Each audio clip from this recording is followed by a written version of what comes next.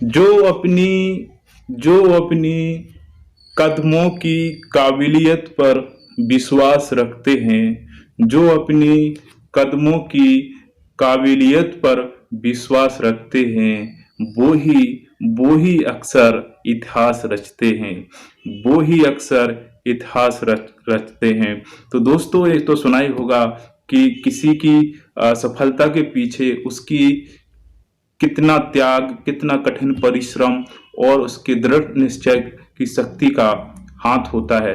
तो हमें अपनी काबिलियत पर खुद विश्वास रखना चाहिए और हमें दुनिया से हमें ये नहीं लेना है कि कौन व्यक्ति हमसे क्या उम्मीद रख रहा है या नहीं रख रहा है। सिर्फ हमें अपने आप से उम्मीद रखना चाहिए और अपना आत्मबल बनाए रखना चाहिए। आत्मविश्वास, आत्मबल के साथ हमें अपने लक्ष्य की ओर बढ़ना चाहिए। तो इससे पहले मैंने आपको मूल अधिकार मूल अधिकार बताए और मैंने नागरिकता के बारे में बताया। आज हमारा आगे का चैप्टर है जो वो है राज्य के नीति निर्देशक तत्व, डीपीएसपी। इसको डीपीएसपी बोलते हैं शॉर्ट में। राज्य के नीति निर्देशक तत्व हैं और इनके बारे में बताएंगे आज। तो ये संविधान के भाग 4। पेन कॉपी लेकर बैठिए और लाइक एंड शेयर सब्सक्राइब कीजिए चैनल को और पूरा देखिए, तभी उसको समझ में आएगा। देखो, पूरी सीरीज भाई मैं पूरा अभी पॉलिटिकल करा रहा हूँ और इसके बाद भारत राज्य व्यवस्था के बाद ज्योग्राफी, हिस्ट्री, पॉलिटी, इकोनॉमिक्स सभी कराऊंगा। अभी तो मेरा पॉलिटिक्स चल रहा है और पॉलिटिकल साइंस के बाद मैं ज्योग्राफी लूंगा, इसके बाद हिस्ट्री लूंगा। जो आपका होगा, जो आपके मन में, वो आप कमेंट करके बोल सकते हैं। तो मैं उसी के अनुसार, ज्यादा जिसके कमेंट होंगे उसी के अनुसार मैं अगला जो सब्जेक्ट है उसको लूंगा। ठीक है। तो आज हम राज्य के नीति निर्देशक तत्वों के बारे में बात करते हैं। तो राज्य के नीति निर्देशक तत्व डीपीएसपी संविधान के भाग 4 आर्टिकल 36 से लेके आर्टिकल 51 तक में दिए गए हैं। मोटे मोटे तौर पे ऐसी बात कह देते हैं। तो राज्य के नीति निर्देशक तो 1937 में आयरलैंड के संविधान से लिए गए और आयरलैंड ने अपने संविधान में इनको स्पेन के संविधान से जोड़ा और इस प्रकार से हमारे संविधान तक ये आए। डॉक्टर भीमराव अंबेडकर जी ने राज्य के नीति निर्देशक तत्वों को एक विशेष तौर पे बोला है कि ये विशेषता है हमारे संविधान की। और संविधान के जो मूल अधिकार हैं और नीति निर्देशक तत्व हैं, इनको आत्मा बोला गया है एक प्रकार से, कि संविधान की ये आत्मा है, दोनों मिलकर के। ठीक है। तो नीति निर्देशक तत्वों की बात करें तो नीति निर्देशक तत्वों का भी डिवाइडेशन करते हैं हम। जैसे 3 प्रकार से इनका डिवाइडेशन करें, इनका वर्गीकरण कर सकते हैं या बांट सकते हैं। इनको 3 प्रकार से कैसे बांट सकते हैं, जैसे गांधीवादी सिद्धांत, समाजवादी सिद्धांत और उदार बौद्धिक सिद्धांत। उदार बौद्धिक सिद्धांत, तो 3 प्रकार से इनको बांट सकते हैं। अब हम बात करते हैं संविधान में जो नीति निर्देशक तत्व दिए गए हैं, उन तत्वों के आर्टिकल से 36 से लेकर 51 तक बारी बारी से इनके बारे में डिटेल से जानते हैं कि आखिरकार हैं क्या ये। आर्टिकल 36 तो आर्टिकल 36 में राज्य की परिभाषा के बारे में बताया गया है, जो कि राज्य की परिभाषा 12 और 13 में भी बताया गया है। आर्टिकल 12 और 13 में भी बताया गया है मूल अधिकारों में। ठीक है। ये भाग 4 में भी इसके बारे में बताया गया है कि राज्य की क्या परिभाषा होनी चाहिए। आर्टिकल 37 की बात करें तो आर्टिकल 37 भी सिद्धांतों को लागू करना बताया गया है कि किस प्रकार के हमें सिद्धांतों को लागू करना चाहिए। ठीक है। इसके बाद आर्टिकल 38 है, जो आर्टिकल 38 में राज्य द्वारा जन कल्याण के लिए सामाजिक व्यवस्था को बढ़ावा देने के लिए बोला गया है। आर्टिकल 38 में राज्य द्वारा जन कल्याण के लिए, यानी जन कल्याण के लिए, लोगों के भविष्य में सुधार के लिए, तो सामाजिक क्या करना चाहिए, हमें व्यवस्था को बढ़ावा देना चाहिए। 38 में ये बोला गया है। ठीक है। जन कल्याण के लिए सामाजिक बढ़ावा देना चाहिए, आर्टिकल 38 में बोला गया है। ठीक है। आर्टिकल 39 में बोला गया है कि राज्य द्वारा अनुसरण किए जाने वाले कुछ नीति निर्देशक सिद्धांत हैं जो क्या होंगे, समान कार्यों के लिए समान वेतन भत्ता दिया जाएगा, ऐसी बात कही गई है 39 में। ठीक है, समान जो काम होंगे उन काम के लिए, समान काम के लिए समान वेतन भत्ता होगा। अभी ऐसा नहीं होता है कि अभी बोला जाता है कि लेडीज के लिए या जेंट्स के लिए जब वो काम करते हैं, मजदूरी दिहाड़ी काम करते हैं, तो ऐसा होता है कि पुरुष के लिए कुछ और मजदूरी होती है, लेडीज के लिए कुछ और मजदूरी होती है। तो आर्टिकल 39 में इसी के बारे में कहा गया है कि समान रूप से यदि कोई जॉब करता है, सर्विस करता है, मजदूरी करता है, तो उनके लिए समान रूप से क्या होना चाहिए, वेतन होना चाहिए, दिहाड़ी मजदूरी होना चाहिए। तो इसके बारे में कहा गया है। ठीक है, अब इसके बाद आर्टिकल 39A की बात करें।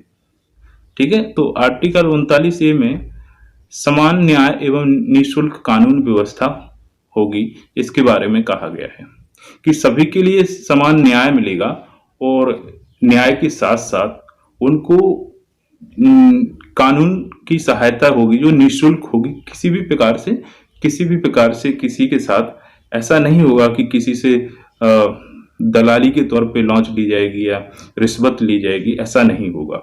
ये नीति निर्देशक तत्वों में बात कही गई है, लेकिन इसका उल्टा क्या होता है, इफेक्ट देखने को मिलता है। ऐसा नहीं है, जैसा है, लेकिन इसमें बोला गया है डीपीएसपी में कि ऐसा होगा कि सभी के लिए कानून की व्यवस्था समान रूप से होगी और कानून व्यवस्था में यदि कानूनी सहायता कोई लेना चाहता है तो सरकार की तरफ से किसी भी प्रकार का कि उसमें रिश्वत की बात नहीं कही गई है, फ्री होगी, निःशुल्क होगी। ठीक है, तो आर्टिकल 39A में इसको बोला गया है।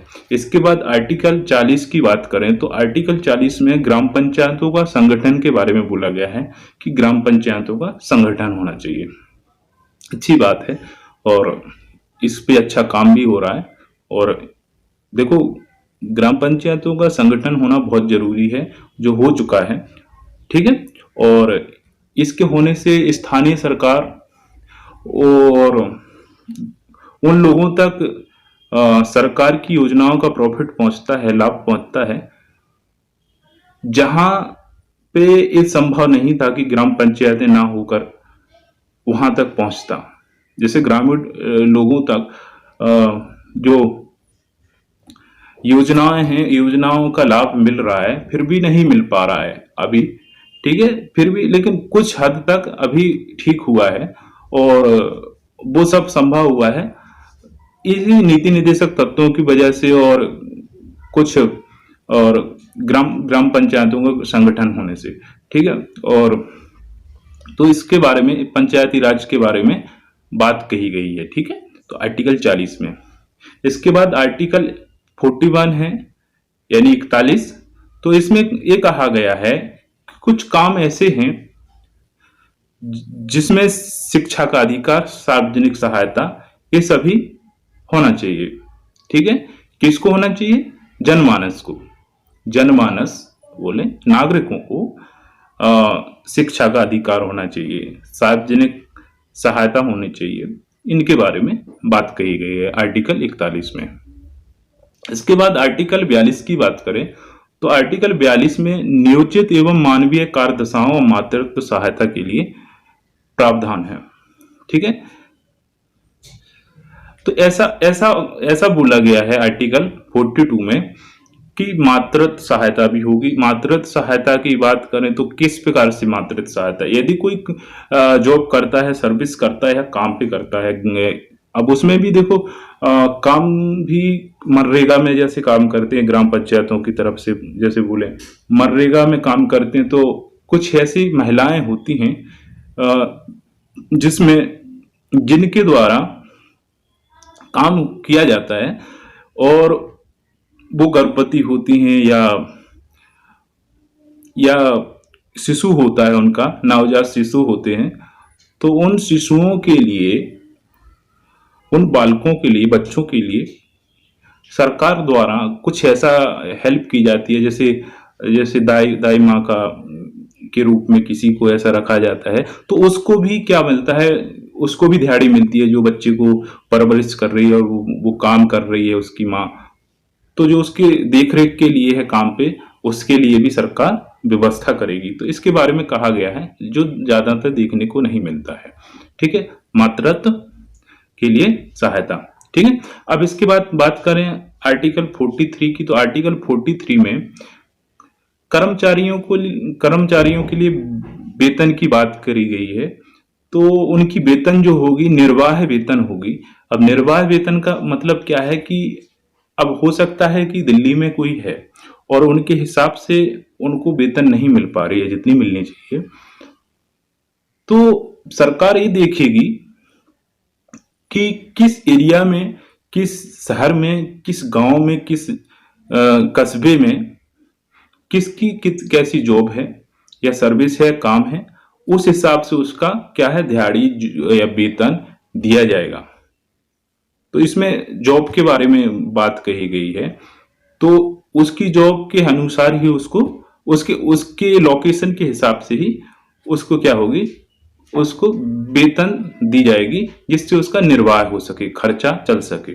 ठीक है, ऐसा नहीं है कि जहां पे 500 रुपए का रिक्वायरमेंट है और वहां पे आपको 200 दिए जा रहे हैं। 500 और 200 की बात नहीं हुई, एग्जाम्पल के तौर पे बता रहा हूं मैं। ठीक है, तो निर्वाह के रूप में वेतन दी जाएगी, ये नीति निर्देशक तत्व में बताया गया है, डीपीएसपी में बताया गया है। ठीक है, ठीक। अब अगला जो है तो बोले आर्टिकल 44, आर्टिकल 44 यानी 44, तो नागरिकों के लिए समान नागरिक संहिता का होना बोला गया है, जो कि अभी तक नहीं हो पाया है।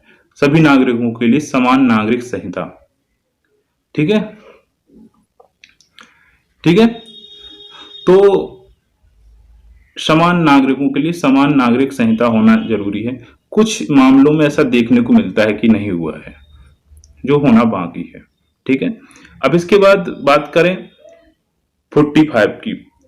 देखो, समान नागरिक संहिता की बात करें तो कुछ ऐसे मामले हैं जिसमें ये अपवाद बना हुआ है, जैसे हिंदू कोड बिल है और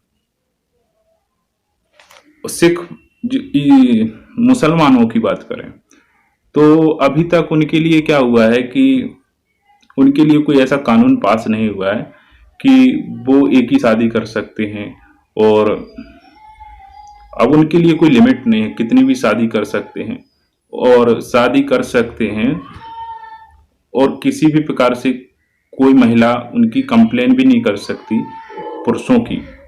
तो इस प्रकार का प्रावधान अभी हुआ नहीं है, जबकि हिंदू कोड बिल में ऐसा हुआ है। तो कहीं ना कहीं ऐसा लगता है कि अभी समान नागरिक संहिता नहीं है, तो इसके लिए भी बात कही गई है, लेकिन इस पे उम्मीद है सरकार क्या करेगी, अमल करेगी। ठीक है, तो होगा, ये भी होगा। ठीक, अब इसके बाद बात करें कि आर्टिकल 45, आर्टिकल 45 में क्या कहा गया है, 6 वर्ष से कम आयु के बच्चों के लिए शिक्षा के लिए बताया गया है, निःशुल्क शिक्षा होगी। अब 6 वर्ष से कम उम्र के बच्चे कहाँ पढ़ते हैं, आंगनबाड़ियों में पढ़ते हैं। तो एक प्रकार से इनडायरेक्टली तरीके से ये कहा जाए कि बाल विकास परियोजनाएं हैं जितनी, उन परियोजनाओं के तहत महिला बाल विकास परियोजनाएं।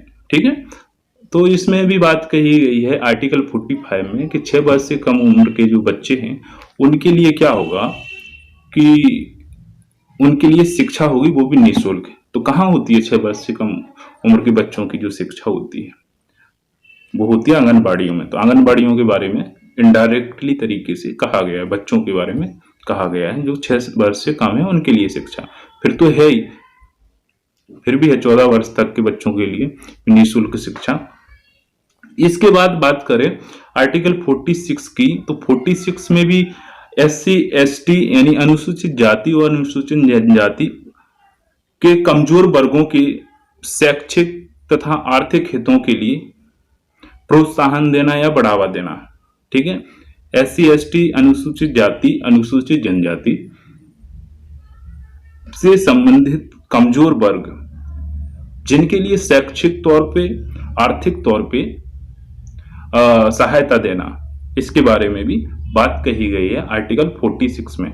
इसके बाद बात करें, लिखते जाइए आप साथ में, और इसको देखो पोज करके भी देख सकते हैं, ऐसा नहीं है कि बोर हो रहे हैं तो आप देखते जाएं, पोज कीजिए फिर देखिए, ऐसे 2-3 बार देखोगे वीडियो को आपको याद हो जाएगा। कोई ऐसा नहीं है, कोई ऐसे में हाई कठिन या वर्ड का यूज कर रहा हूँ, बहुत सादा लैंग्वेज में बात कर रहा हूँ मैं, ठीक है।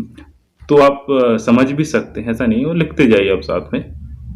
आर्टिकल 47 बात करें तो इसमें पोषाहार के स्तर को बढ़ाने के लिए बोला गया है, जीवन स्तर को सुधारने के लिए बोला गया है, किस प्रकार का लाइफ स्टाइल होना चाहिए, किस प्रकार से हमें अपना रूटीन, जीवन का रूटीन रखना चाहिए, खाने पीने का रखना चाहिए, किस प्रकार का हमें भोजन लेना चाहिए, यानी पोषाहार के स्तर की बात करी गई, जीवन सुधार के बारे में बोला गया है, और जन स्वास्थ्य के बारे में बोला गया है, किस प्रकार से हमें अपने स्वास्थ्य का ख्याल रखना चाहिए, ठीक है। तो इनके लिए बेहतर काम करने के लिए भी सरकार का कर्तव्य बनता है, ठीक है। तो ये आर्टिकल 47 हो गया। इसके बाद आर्टिकल 48 की बात करें तो इसमें कहा गया है कृषि और एवं पशुपालन के लिए बढ़ावा देना, या इनके पशुपालन का संगठन करना, कृषि का संगठन और पशुपालन का भी संगठन कर सकते हैं, और इसको बढ़ावा देना, ठीक है। क्यों बढ़ावा देना, कि हमारी जो अर्थव्यवस्था है, ज्यादातर जितने सबसे ज्यादा रोजगार जो भारत का युवा या नागरिक कोई भी जो जुड़े हुए हैं, सबसे ज्यादा प्राथमिक क्षेत्र से जुड़े हुए हैं। जो प्राथमिक क्षेत्र क्या है, कृषि है, और तो इसको बढ़ावा देना चाहिए, ऐसा बोला गया आर्टिकल 48 में, ठीक है। इसके बाद बात करें आर्टिकल 48A की, यानी 48A की, ठीक है। अब है 48A, लिखते जाइए। 48A में बोला गया है कि पर्यावरण संरक्षण और वन्य जीवों का संरक्षण करना चाहिए, ये हमारा कर्तव्य बनता है, सरकार का भी कर्तव्य बनता है। देखो, सरकार के साथ साथ इंसानों का भी कर्तव्य बनता है कि वो कुछ ऐसा करे जो जनमानस के लिए हितैषी हो। ऐसा नहीं है कि आप कुछ ऐसा काम करें कि जो इन्वायरमेंट के लिए भी, अब इन्वायरमेंट के लिए यदि कोई इफेक्टिव है, प्रभावशाली, कोई नकारात्मक तरीके से कोई ऐसा काम हो रहा है, तो वो इनडायरेक्टली तरीके से हमारे ऊपर भी उसका इफेक्ट पड़ता है, ठीक है। तो हम भी एनवायरनमेंट से जुड़े हुए हैं, ठीक है। तो इसके बारे में भी बोला गया है आर्टिकल 48A में, ठीक है। क्योंकि कुछ ऐसा काम करिए जो जनमानस के लिए हितैषी हो, पर्यावरण संरक्षण के लिए हो, और वन्य जीव संरक्षण के लिए हो, ठीक है। अब इसके बाद बात करें 49 की, आर्टिकल 49, ठीक है।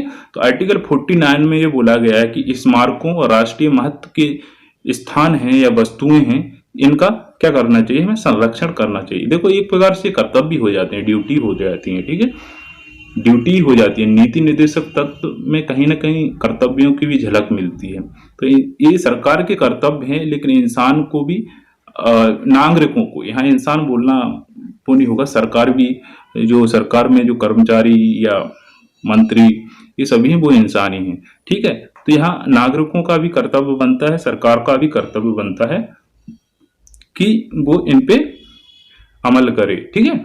तो 49 में यही बोला गया कि स्मारकों और राष्ट्रीय महत्व की जितनी भी चीजें हैं, वस्तुएं हैं, इन सभी का हमें संरक्षण करना चाहिए, 49 में ये बोला गया है। आर्टिकल 50 की बात करें, यानी 50 की, तो आर्टिकल 50 में न्यायपालिका और कार्यपालिका में अलगाव के बारे में बोला गया है कि इनमें क्या हो, इनका एक दूसरे से किसी भी प्रकार से ऐसा नहीं हो कि कनेक्टिविटी हो, कि न्यायपालिका स्वतंत्र ही नहीं है, कार्यपालिका की वजह से न्यायपालिका अपना काम ही नहीं कर पा रही है। जैसे पार्लियामेंट है तो पार्लियामेंट अपना काम करती है और न्यायपालिका अपना काम करती है। न्यायपालिका कुछ भी अपना काम करने के लिए लीगल तरीके से स्वतंत्र है, ठीक है। तो इसमें इसके बारे में बोला गया है कि न्यायपालिका और कार्यपालिका में अलगाव की बात कही गई है कि अपने अपने तरीके से काम कर सकते हैं, जो संवैधानिक तरीके से हो। ऐसा नहीं कि कोई भी अपने अपने तरीके से कुछ भी कर सकता है, ये गलत है, ठीक है। इसके बाद बात करें आर्टिकल 51 की, यानी 51 की आर्टिकल, तो अंतरराष्ट्रीय शांति बनाए रखना है और इस सुरक्षा के लिए प्रोत्साहन देना है, ठीक है। अंतर्राष्ट्रीय शांति और सुरक्षा के लिए प्रोत्साहन या बढ़ावा देने के लिए सरकार का ये कर्तव्य बनता है। इस प्रकार से हमारे आज राज्य के नीति निदेशक तत्व हो जाते हैं। और बने रहिए, हमसे जुड़े रहिए।